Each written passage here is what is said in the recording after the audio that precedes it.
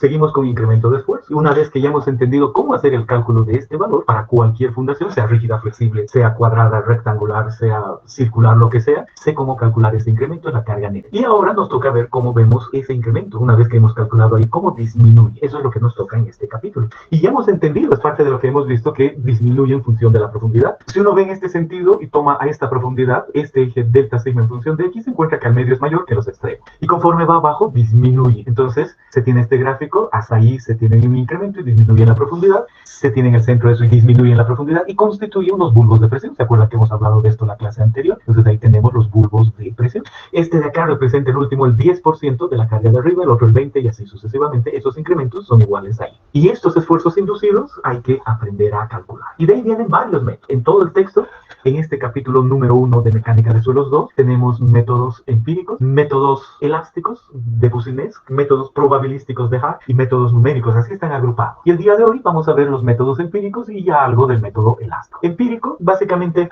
vamos a traer ciertas ideas generales que dan aproximación. Y luego vamos a establecer hipótesis y ver qué es mejor hacer. Dentro de los métodos empíricos está el método 2 a 1. Ahí está el método 2 a 1. Primero veamos esta gráfica. Entonces agrandemos un poquito esta gráfica. Y en esa gráfica decimos hay una fundación. Esta fundación la vamos a entender de aquí en adelante hasta que digamos lo contrario, que es flexible. Y esta fundación tiene un ancho B, una longitud L y además está en la superficie. Por lo tanto, la carga Q que pongamos en la superficie es la misma carga neta que utilizaríamos a otra profundidad. Entonces, por eso solo trae la carga Q, pero es el incremento de esfuerzo efectivo real. Como está en la superficie, Q igual a Q neto. Y decimos que esa se disipa en la profundidad. ¿Cómo se disipa?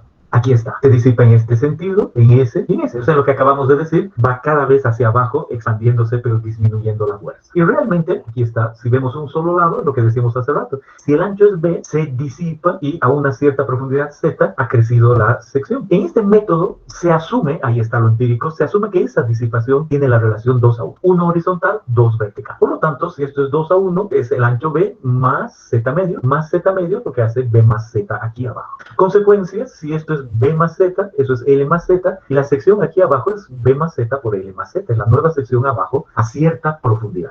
Entonces lo que se hace normalmente es decir, vamos a suponer que esta carga Q representa una carga puntual. Aquí vamos a decir, esta carga Q representa una carga puntual P. Y esa carga puntual P dividida entre el área, por supuesto, da la carga Q. Entonces anoto eso, la carga Q o la carga neta, la carga que actúa, la carga que produce un esfuerzo inducido, es la fuerza P dividido entre el área, que es B multiplicado por E. En este dibujo conozco Q, podría ser al revés, conocer P o conocer Q es lo mismo, sea como sea, la carga P es Q multiplicado por B multiplicado por L.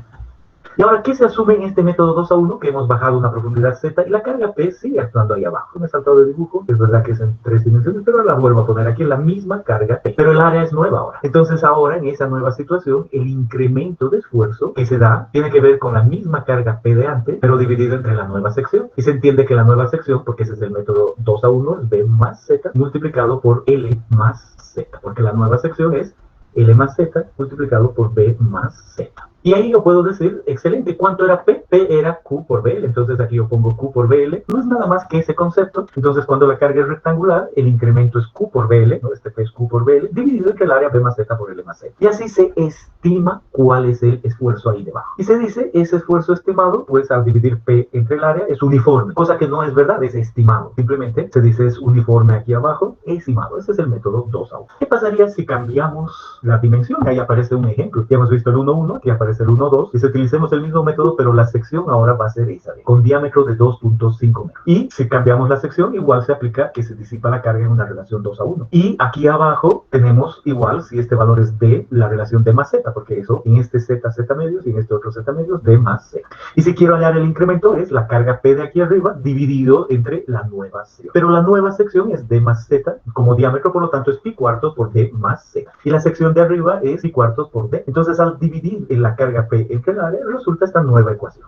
Como es un ejemplo, ustedes hagan con calma eso y les va a quedar claro el método. Y al usar los valores que se dan en este ejemplo, va a terminar en 14,05 kilopascales como valor estimado aquí abajo del incremento de carga. Que se dice es uniforme y ahí abajo. ¿Para qué tipo de suelos es factible esto? Para todo tipo de suelos, no importa cuál, es simplemente un método aproximado en cualquier suelo. Luego decimos, ¿cuál es otro método aproximado? El bulbo de presión. ¿Cómo la vamos a ver nosotros? Vamos a decir, algunas personas ya han trabajado en esto y han utilizado ciertas hipótesis y ya nos han dibujado unos bulbos de presión generales. Y nos dicen, mire, vamos a empezar con una fundación cuadrada, con un ancho B, con un largo B, y si hacemos un corte ahí a la mitad, podemos ver esto. Y lo vamos a hacer general. Entonces, eso quiere decir que el ancho es B general, no es que es B1, B2, B3, y ahí ponemos una carga neta o carga Q uniformemente distribuida. Y en función de la profundidad también normalizado, Z sobre B, vamos a dibujar los bulbos. Entonces, estos son dibujos que vienen en libros, ese es el método. Y uno dice, perfecto, aquí está el incremento de carga, delta sigma, con respecto a la carga que hay arriba, el 0,1, el 0,2, 0,3, 0,4, etcétera, etcétera, ¿no? Se nota claramente esto. Entonces, si uno dice, ahora yo tengo una fundación de ancho 3 metros y quiero ver qué va a suceder con el incremento a una profundidad de 3 metros también. Entonces, Z sobre B va a ser 1. Entonces, busco dónde es 1, aquí es 1. Y digo, ahora, ¿dónde? ¿En el centro? Ahí en el centro, o más bien en el extremo, o en cualquier lado. Vamos a decir en el centro. Entonces, si en el centro más Z sobre B1, estoy aquí. ¿Qué dirían ustedes? Si este punto es 0,3 y este otro es 0,4, este será un 6 a ojo en primera instancia, un 0,33 quizá, 0,34 es una estimación, pero ahí ya tengo cuál es el incremento con respecto a lo de arriba. Y si tengo la carga Q, para esa profundidad ya he podido deducir el incremento utilizando el bulbo de presión. Y digo, ahora yo no veo que sea constante y me voy al extremo, me vengo a ese punto y ahí dice el valor está entre 0,2 y 0,3, quizás 0,26, 0,25, habría que ver con calma, pero también tengo en el extremo, ya no es 0,30 y algo, es más bien 0,20 algo. Entonces me avisa cuál es el incremento para eso. Entonces busco en la literatura, puede haber cambios si por ejemplo tenemos esta que es fundación lineal y decimos este ancho B está definido y la longitud es infinita, entonces igual hay unos bulbos de presión, o esta otra que es para algo circular, y esa es la manera en la que yo podría calcular los incrementos de esfuerzo. Obviamente uno puede comparar una y otra, ¿no? Entonces queda claro que esas mismas gráficas, la zapata cuadrada está aquí, una infinitamente larga acá, y uno dice los bulbos son diferentes. Aquí está el 0,01, aquí está el 0,1, y uno dice si es cuadrada, el 0,1 está más o menos en 2 veces B. En cambio en este otro, el 0,1, el 10% del incremento está aquí en cerca 6,5 de B. Entonces queda claro que dependiendo la forma, los incrementos de esfuerzo son diferentes. No solo es cuestión del ancho, mientras más ancho sea, más profundo va a ser el incremento, sino que adicionalmente, dependiendo la forma, va a haber diferentes incrementos. Eso es lo que nosotros tenemos ahí. Y otro ejemplo para usar estas cosas simples, pero hay que sentarse y ser expertos. Entonces viene el ejemplo 1.3 de bulbo de presión y dice tenemos una fundación. Esta fundación tiene un punto A y B, porque ahora puedo hacer la diferencia entre A y B, y hay una carga de 135 y queremos averiguar a 3 metros de profundidad en A y B cómo funciona. Y decimos, bueno, primera idea, vamos a simplemente aplicar lo de antes. En el punto A decimos lo de antes es la carga por el área entre la nueva sección, sale un valor, y ese es constante a lo largo de todo esto. En el punto B no podemos calcular algo especial con el primer método que hemos visto, el método 2 a 1. Pero aquí sí, aquí podemos calcular las relaciones adecuadas para el punto A y el punto B. No se olviden que 3 metros para una fundación que tiene 3 metros de ancho equivale a Z sobre B1. Entonces en esto que es cuadrado yo entro ahí con 1, encuentro un valor y en el otro extremo un otro valor, los que estábamos hablando antes. Aquí se han estimado como 0,34 y como 0,25.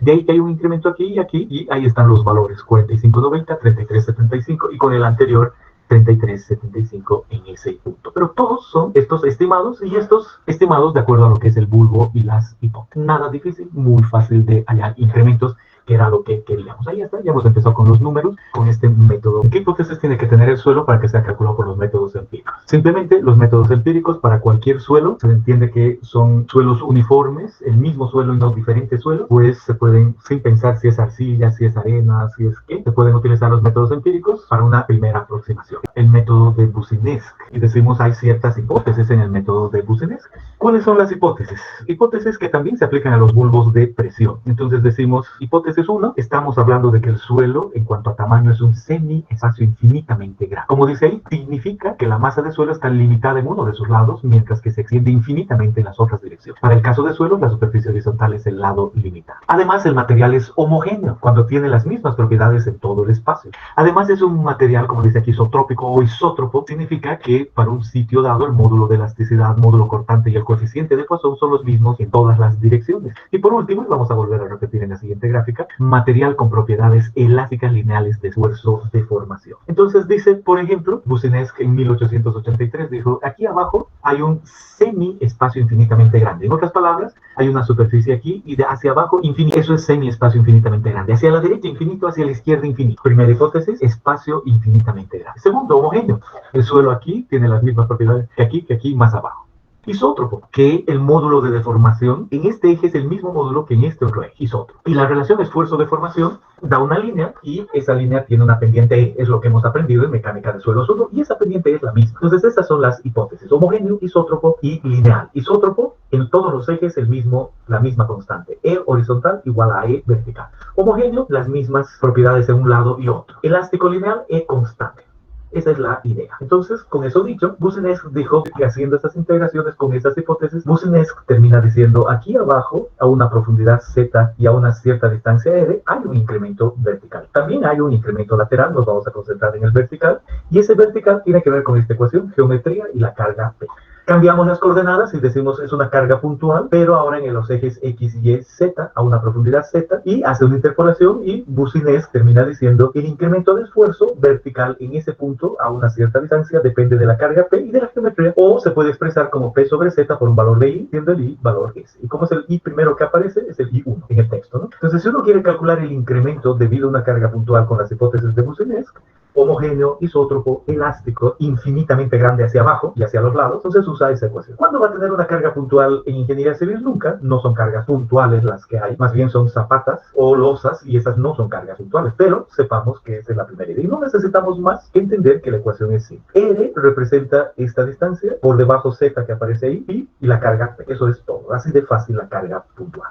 Luego viene la carga lineal. Boussinesq dice, voy a trabajar, si tengo una carga lineal como esta Q, no por área, sino por macrolineal, y a una profundidad Z y a una distancia X hay ese incremento. Y otra vez él dice, es tan fácil como pensar en 2 veces este valor de Q sobre pi por Z al cubo sobre X al cuadrado más Z al cuadrado al cuadrado. Así de fácil. No necesitamos integrar ni nada, solo saber que Boussinesq llegó a esa carga, y para nosotros solo tendríamos que ver si hay esta carga. En cualquier punto podríamos calcular eso. Eso es lo que queremos en este capítulo, y eso es todo. No hay nada más escondido que aquí.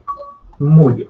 Cambiamos de carga y decimos, ahora vamos a tener una carga que se llama continua. Ahí está la carga continua y decimos, resulta que tenemos ese ancho B, ¿no? Ahí está ancho B, y de longitud infinita. Y para no perdernos, a eso se llama carga continua, y decimos, la longitud es muy grande, infinita. Y queremos hallar el incremento igual que en los otros casos. Y decimos, el incremento en los otros casos está a una profundidad Z y también a una cierta distancia dada. Aquí dice, hay ángulos conocidos con relación a este lado y la horizontal un ángulo beta, y de esta línea al otro lado un ángulo alfa. Con esos dos ángulos conocidos, porque vienen con la geometría, pues Boussinesq y quizá otras personas más integraron y dijeron, esta es una carga igual a la anterior, yo ya tengo la ecuación de esta carga, es muy simple, pero yo quiero sumar esa carga para que conforme toda esta otra carga. Entonces a eso se llama integrar entre este y este en un ancho B. Perfecto. Al hacer la integración, aquí está la ecuación, la integral entre menos b medios y más b medios es 2 pi z x r z, y ahí está, solo es cuestión de ver qué es r, qué es qué, y puedo yo hallar todo tranquilamente. O simplificada esta ecuación, tengo q sobre pi, alfa más seno de alfa, coseno de alfa más 2 veces beta. Si eso aparece así a ojo cerrado, quiere decir que alfa entra en radial. Pero ¿qué quiero decir? Que si conozco alfa y beta, conozco el incremento ahí para una carga continua. Esa es la idea de cómo puedo trabajar utilizando el método de Boussinesq. Y todavía puedo cambiar la carga, por supuesto. Puedo hacer que la carga no sea uniforme, que sea 0 en un lado, q al otro lado, y otra vez es solo cuestión de integrar. Y ahí está nuestra integral, q sobre pi, xb, alfa menos un medio seno de 2 beta, y del incremento sabiendo que eso es alfa y beta, cuando la carga es continua. Y pasa el tiempo y alguien agarra y dice, utilizando el método de Boussinesq, ahora voy a integrar cuando tengo una fundación circular. No se olviden que ya he dicho que mi fundación arriba, hasta que diga lo contrario, está sobre la superficie y es flexible. Y esa produce una carga en el centro, porque la integración da aquello de delta sigma b igual a esto, delta sigma b igual a la carga q por 1 menos 1 sobre 1 más r sobre z, y r es el radio. Entonces, esta integral funciona solo en la mitad. Si quiero en el borde, no funciona esto porque ya se ha integrado para esto. Igual ayuda mucho, muy simple. El radio, la profundidad y la carga, y asunto solucionado, tengo la carga acá. No hay nada más complicado que eso, es así de simple. Y así he podido hallar el incremento. Y si quiero ahí arriba, lo calculo, voy bajando z, lo calculo, y a una cierta profundidad calculo otro valor y tengo el incremento. Al integrar esto, que se supone una carga puntual, a lo largo de toda esa superficie. No nos preocupamos en la integración. Y por último, para el día de hoy, decimos, ¿y qué pasa si es que no queremos en el centro? Queremos a una distancia r minúscula, sabiendo que el radio es r. Entonces, otros autores, basados en Boussinesq, han hecho la integración y han expresado su ecuación y dicen, no, ¿sabe que es tan fácil como hallar q por un valor a' más b'? Recuerde que z es la profundidad, recuerde que r es el radio, q es la carga y r es el lugar donde nosotros queremos hallar el incremento, que podría ser el mismo centro, el borde más allá en cualquier punto. Solo hay que calcular un a' y b'. Y en su texto aparecen estas tablas y dice, el primero está relacionado con el a', simplemente son un montón de valores para meter ahí, asociados con un z sobre r y un r sobre r. R sobre r dice ahí, aunque no se note mucho, su texto está más claro. Entonces uno dice, si yo quiero una profundidad, y me imagino un valor cualquiera, ¿no? Si digo, yo voy a querer aquí en el extremo, entonces un radio, por decir algo, me invento de 5 metros a una profundidad de 5 metros. Y en el borde, entonces r minúscula 5, r mayúscula 5, z 5. Y ahí voy a hallar el incremento. Bueno, entonces uno dice r sobre r 1, entonces busco acá 1 y ahí encuentro. Y digo r sobre r 1. Y luego z sobre r, igual yo quiero que coincida con 1. Consecuencia donde en la tabla puedo yo ver el valor, ahí está. Entonces a' es 0.1787. 0.1787.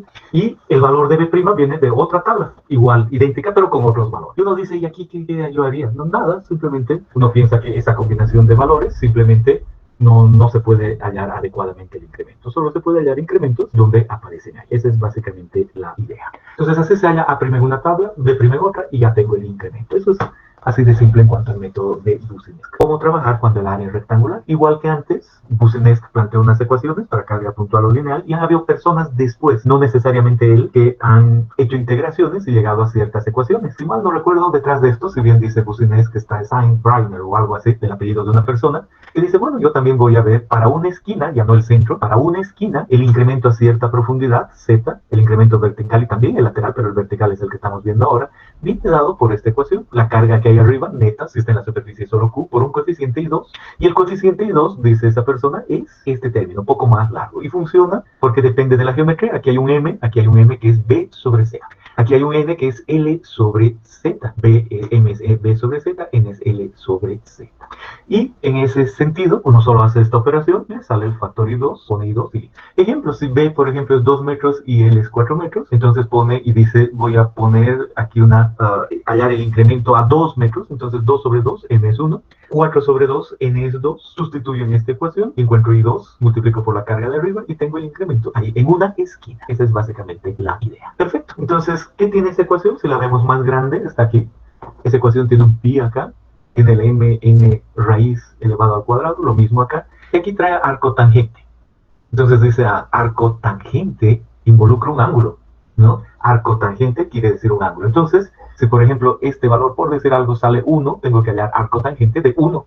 Y un ángulo, si este fuese grados, ¿sería correcto sumar estos grados con esto adimensional? No. Además, si aquí hay un pi, se nota que debo tener cuidado en que este arco tangente termine en radianes, ¿no? Y ahora, si es que este valor de arco tangente es un valor negativo, escuchen bien, si es negativo, entonces lo que hay que hacer es la misma ecuación, aquí está la misma ecuación, pero si esto es negativo, sumarle pi. Si estos salen negativos, esta es una condición. Pero ya conocemos, entonces ¿se puede hacer eso? Sí, no cabe ninguna duda. Aquí está un ejemplo de una planilla, ¿no? La idea es que uno dice, si yo tengo un ancho 5, un largo 5 y z es 2, este valor m sobre z es 2.5, n es 5, a este le llamo término 1, aquí está el término 1, este es el término 2 y este de acá es el término 3. Entonces hay tres términos, el 1, el 2 y el 3. Y aquí resulta que este término 3 para estos datos es negativo. Entonces digo arco tangente de esto, es decir, esto arco tangente sale ese valor en radianes, le sumo pi y tengo ese otro valor. Esto es sumando pi. Entonces I2 tiene que ser ese término 3 o el arco tangente del término 3 más el término 2, no, más el término 2 por el término 1 y ahí está el valor. Esa es la manera en la que uno calcula I. En este otro caso, miren ustedes, 5, 10 y mayor profundidad. Este está cerquita a la losa. Salen esos valores de Mn, el término 1, el término 2 y el término 3 positivo, por lo tanto arco tangente positivo. Y de ahí viene que el I2 no necesita sumarle pi acá, por lo tanto el I2 sale 0.19. Si le sumo pi, sale otro valor de I2, no corresponde. Pero esto solo nos avisa que mientras más profundo yo vaya, pues no hay que sumarle pi, así funciona la ecuación. Y más cerca la fundación esté, sí hay que sumarle pi, pero es solo un asunto de geometría, eso es un dato adicional que les paso. Entonces, esa es la manera en la que uno halla el incremento de esfuerzo en cualquier fundación rectangular en la esquina. Entonces, ¿qué es lo que estamos diciendo de este factor I? Estamos diciendo que tenemos nosotros un valor D sobre Z, igual que antes, un valor L sobre Z, entonces es cuestión de entrar por ahí e ir a la izquierda y se tiene el factor I usando esa tabla. También hemos visto estas otras tablas, lo mismo, Z sobre D, L sobre B, y ahí existe un factor I2, pero este en especial sirve cuando queremos ver el incremento en el centro de una fundación. Y ahí decimos, si tenemos un área rectangular, hemos aprendido que podemos calcular en A, en B, en C o en D, como acabamos de ver. Pero ¿qué pasa en un punto si deseamos hallar el incremento ahí? O otra vez el mismo rectángulo, pero el incremento ni siquiera dentro de esto si no fuera a cierta profundidad. En ese caso no es problema, solo es cuestión de componer las secciones. ¿Cómo puedo componer esto? Agarro un rectángulo aquí y la clave es que en ese rectángulo que estoy tomando tengo yo una esquina y puedo calcular el incremento en esa esquina y es el punto que necesito. Luego está este otro rectángulo, luego este otro y finalmente ese de ahí. Y si yo sumo el efecto que tiene este rectángulo más este más ese más ese, voy a yo tener un incremento en ese. No me queda eso realmente claro. Si por el contrario agarro otra operación y digo, para este punto, si tengo este rectángulo, debo tomar este de acá, debo restar el de ese y restar el de este triángulo y luego sumar este que resté dos veces. Debo componer triángulos. Veamos eso en más detalle en este rectángulo que tiene algunos números. Aquí se tiene un ancho de 6, una longitud de 12, un punto A 2 y 4 y un punto B salido a 2 metros y 2 acá. Y quiero saber cuál es el incremento a profundidad 2 en A y en B. Compongo rectángulos, el primer rectángulo este, el segundo ese, el tercero ese y el cuarto ese. Cada uno tiene su propio ancho y su longitud. 2, 4, 2, 8, 4, 8 y 4, 4 para este caso. Entonces el incremento en A consiste en hallar en el incremento en 1 en la esquina, en 2 en la esquina, en 3 en la esquina, en 4 en la esquina y asunto solucionado.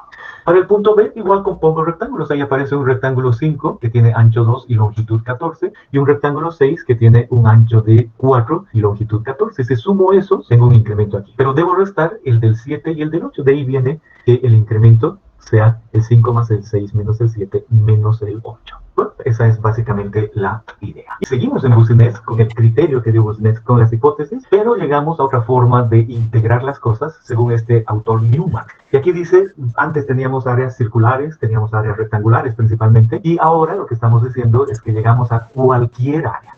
Entonces, ¿qué hace Boussinesq? Que toma la ecuación asociada con incremento de esfuerzo en el centro de una fundación circular. La reordena, ahí está. Este es el incremento para una fundación circular en el centro, pero ordenada, porque se acuerdan que era delta sigma igual a tanto. Bueno, ordenada, resulta que el delta sigma sobre Q entra ahí y hay un radio sobre una profundidad aquí. Valores adimensionales. Entonces Newmark lo que hace es decir, voy a ir variando eso. Y aquí empieza delta sigma sobre Q, pone 0, 0, 0, 5, 0, 10, 15, 20, 25, 30, etc. Hasta 1. Y tiene incrementos constantes. Si Newmark dice, bueno, eso no hay problema, aparece de esa manera ahí. Si este valor fuese 0,10, 0,20, 0,30, tuviese que mantenerse 0,40, 0,50, 0,60, 0,70, 0,80, 0,90, 1. Esa es básicamente la idea. Muy bien. Si Newmark dice, si nosotros quisiéramos variar esos valores y poner cada 0,01, podríamos, no hay problema. La cosa es que sean incrementos uniformes o cada 0,20. Y así uno tiene los cálculos usando esa ecuación. Entonces, ¿qué puede ver? Utilizando 0, este valor R sobre Z sale 0. Utilizando 0,6, aquí este valor sale 0,9176. Utilizando 0,95, eso. Entonces, aquí hay varios cada 0,05. Y miren esta gráfica. Newmark dice, yo voy a definir una relación AB. Esto va a ser 1. Entonces, escribimos clarito aquello. Decimos Newmark dice, no importa cuánto sea 1, pero tiene que quedar definido y ese es 1. Entonces, si aquí me habla de 0,18, ¿no? Aquí está 0,1865, entonces involucra un pedazo más o menos así. Si me habla de 0,51, me habla de esa mitad. Si me habla de 0,80, entonces queda claro que está relacionado con él. Y agarro estos valores de radio y trazo esos círculos pensando en cada uno. El primero, 0,0, el segundo, 0,18 de radio, el tercero, 0,27, 0,34, 0,40, así sucesivamente. Y ahí tengo los círculos. El primero, 0, luego ese, y así sucesivamente para esto que es 1. Y ahí tengo varios círculos. No me olvido que el último que he trazado está muy lejos, porque uno es 2,52. Si ven ustedes, esto es 1, entonces 2,52 está asociado con eso de 2,52. Y el siguiente a infinito. Entonces esos círculos solo en esa ecuación y aquí hay, de acuerdo a esta división, eso. Si yo tomara divisiones de 0 a 0,10, 0,20, menos círculos. Si tomo otras divisiones, más círculos, no importa, el número de círculos varía. Y ahora hago otra división, es lo que dice Newmark, que tengo que yo trazar líneas. En este caso, en cada cuadrante hay 1, 2, 3, 4 y se divide en 5 partes. Si hubiesen 6, perfecto. Si hubieran 7, 8, lo que sea más cómodo. Pero miren, aquí es cómodo hacerlo en 5. Entonces ahí han aparecido varios elementos haciendo esa división. Pero no es una división absoluta, es una que ayuda. Y se dice que se han formado varios elementos y cada uno de estos, ahí está, es un elemento.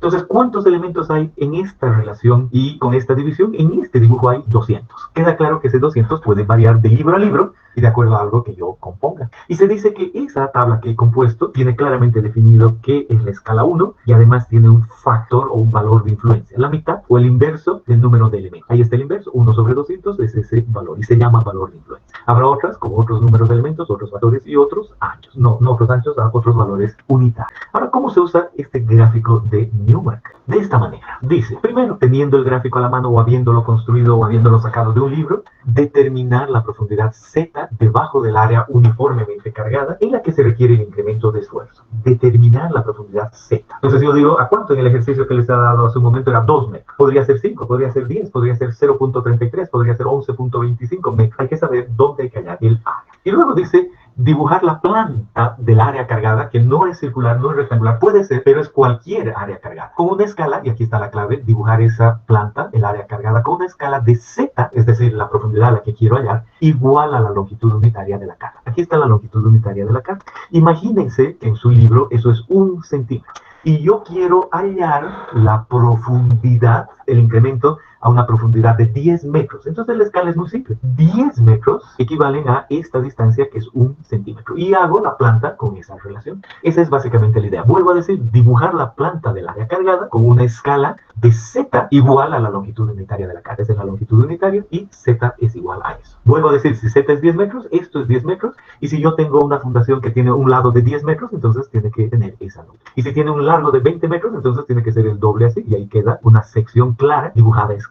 ¿Y qué debe hacer uno? Colocar la planta dibujada sobre la carta de influencias de la carta de influencia, de manera que el punto en el cual el esfuerzo será determinado esté localizado en el centro de la carta. Hacemos un pequeño dibujo. Yo digo, imagino que no es cualquier área, para entender bien, he dibujado en un papel cebolla encima de esto y digo, eso es 10 metros, con lo que les he estado de ejemplo, y aquí es otros 10 metros. No sale perfecto, pero entiendo la idea. Y es esta escala. Entonces ahora digo, ¿dónde voy a determinar? Me imagino que al centro. Entonces lo que tengo que hacer es ese mismo, con esa escala en un papel cebolla, poner ahí. No me olvido que este es el mismo que este otro y donde yo quería hallar el centro. Esa es la idea. Es un proceso gráfico totalmente. Y ahora digo, muy simple, contar el número de elementos M de la carta encerrados por el área cargada. Contar el número de elementos M de la carta. Entonces aquí cuento cuántos elementos hay. ¿Cuáles son elementos? Ese es un elemento. Puedo contar con ciertas fracciones decimales y termino diciendo aquí hay 30 elementos. 20, 28, 27, 5, 100. ¿No? En total hay 200, lo que sea. Y me dice, ahora el incremento de carga vertical en ese punto, a esa profundidad, es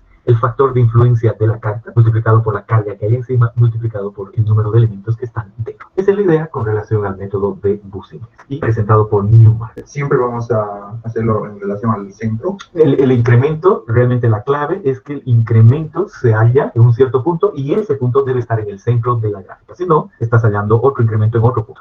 Y por último, dentro de lo que es la integración de Boussinesq, hay casos especiales. Miren este caso, una carga finita, rectangular, pero la carga Q, 0 en estos lados y Q en el otro extremo. O, en alg'n caso, 0 en un lado, Q' en un lado, Q al otro, Q' aquí. Entonces uno dice, son casos especiales. Igual ha habido algunas personas que han hecho la integración y han hallado las ecuaciones. No nos fijamos ya en este detalle, porque sabemos que cada uno representa evidentemente ciertos valores dados de incremento. Existen estas, las ecuaciones son más largas.